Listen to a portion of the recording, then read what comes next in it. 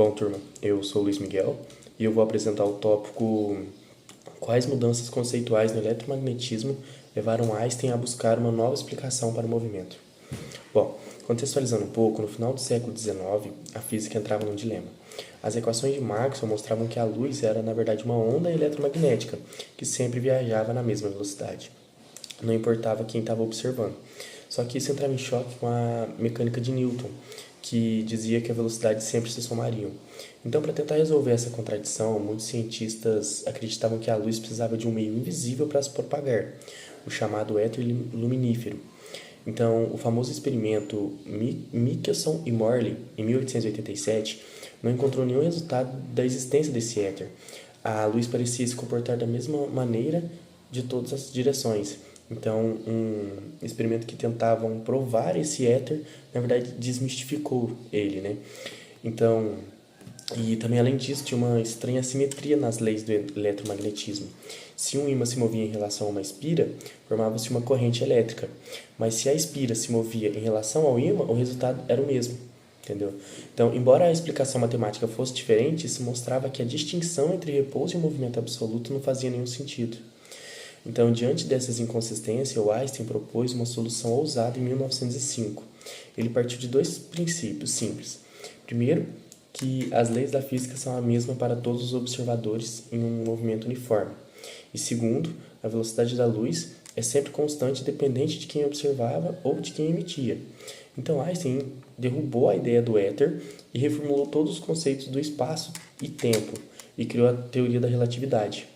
Dessa forma, surgiu também a sua famosa equação E é igual a mc ao quadrado, mostrando que a matéria e a energia são duas formas da mesma realidade. Né? E ele tinha apenas 26 anos quando publicou esse estudo, né? E ficou conhecido como seu ano milagroso. Né? E isso tudo enquanto ele trabalhava como funcionário num escritório de Berna.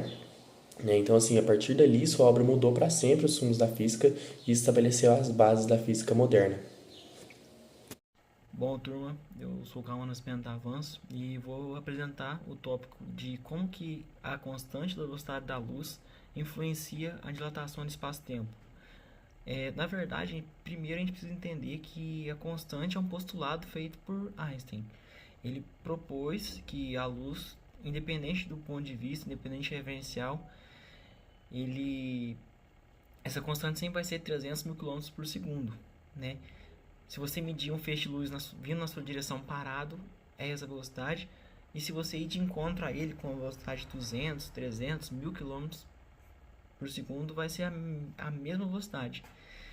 E para isso acontecer, diferentemente do que a gente vê, né, nas leis newtonianas, Einstein traz a explicação da dilatação do espaço do tempo, que o universo ele regula o espaço e o tempo, dilatando ou contraindo ele, para que a velocidade se mantenha da mesma forma, né, com esses 300 mil km por segundo, independente de como que você vai medir isso, né, da distância, do tempo que você está usando ali.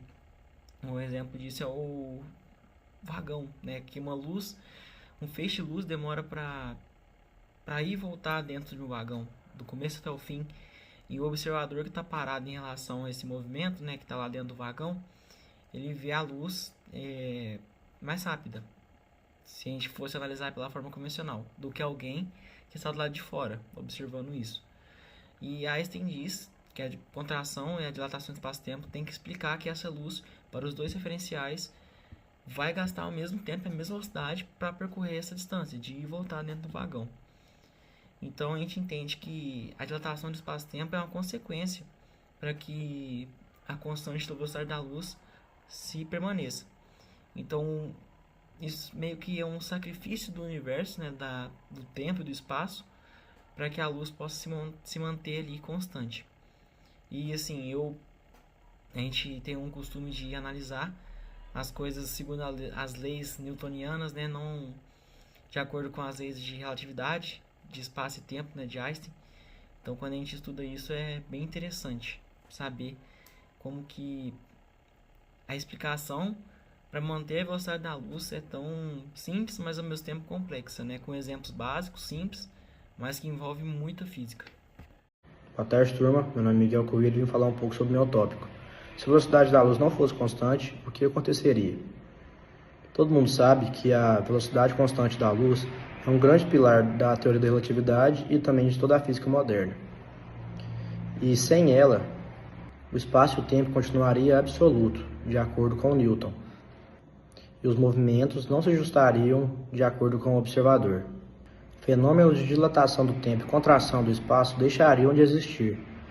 Nem mesmo nossos GPS funcionariam corretamente, e toda a teoria da cosmologia atual cairia por terra, assim como o Big Bang. E o principal, que é a relação entre massa e energia, perderia sua validade, deixando assim de haver sentido ou até mesmo de uma explicação clara. Meu nome é Lucas Batista Brito.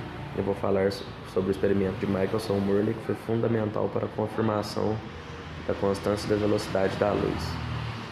Ele mostrou que a velocidade da luz é a mesma em todas as direções, independentemente do movimento da Terra, contrariando a teoria do éter, que afirmava em que a luz precisava de um meio para se propagar. Também apoiando a constância da luz, afirmando que a velocidade da luz é constante independentemente do movimento do observador ou da fonte de luz. Isso foi fundamental para a construção da teoria de Einstein. Agora eu vou falar um pouco o que eu pensava sobre o tema. A princípio eu pensava que o tema era um tema simples, de pouca complexidade e que não tinha muita influência na vida real. Mas depois agora compreendo que o tema é de extrema importância, principalmente para a tecnologia atual, como satélites e internet. E o que mais me surpreendeu durante o estudo foi que, apesar de a descoberta ser em uma data muito atrás, eles conseguiram alcançar tal nível de complexidade sem nenhuma tecnologia. Boa tarde, meu nome é Lovis Pimenta, faço parte do grupo Beta e hoje eu vou responder a pergunta: quais são as hipóteses fundamentais da teoria da relatividade de Einstein? Bom, primeiro eu vou responder o que eu penso sobre o tema. Eu confesso que a teoria da relatividade é uma coisa que eu não sabia, não entendia, e respondendo essa pergunta é meio difícil de responder, mas eu não tinha nenhuma noção em relação a isso. Eu já cheguei a usar a fórmula assim, mas eu não cheguei a ver o contexto. A fórmula, no caso, é igual a mc² no ensino médio, mas eu não sabia muito da teoria por trás, e assistindo o documentário eu vi que realmente deu muito trabalho pro Einstein descobrir a fórmula e, para todo mundo que estava em volta. Foi muito interessante ver o contexto histórico e valeu, serviu de aprendizado para mim, para, enfim, conhecer mais e buscar saber mais de como é essa teoria, que no final ela se divide em duas, começando um pouco falando da teoria, que é a relatividade especial ou restrita e a relatividade geral, né? E eu vou falar um pouco mais sobre essas duas e falar realmente o que eu aprendi sobre essas duas teorias. Bom, o que eu vi durante o documentário é que o Einstein também ele era muito curioso em relação a tudo, sabe? E principalmente a luz. E aí, no documentário tava falando um pouco, que ele tava pensando, e aí ele chegou na teoria da relatividade restrita, de 1905, que basicamente fala que... como é que eu explico isso? O tempo passa diferente para quem tá movimentando mais rápido.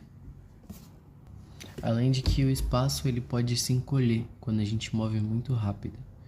E também aquela fórmula E igual a mc², significa também que a matéria e a energia, elas são basicamente a mesma coisa. Bom, mas isso que eu falei é o que ele descobriu. Mas antes disso, o Einstein falou. Ele falou com essas palavras: se você está parado ou andando em linha reta sem acelerar, as leis da física funcionam igual. Eu acho que o que ele quis dizer com isso é em relação basicamente ao referencial, que isso também conta bastante.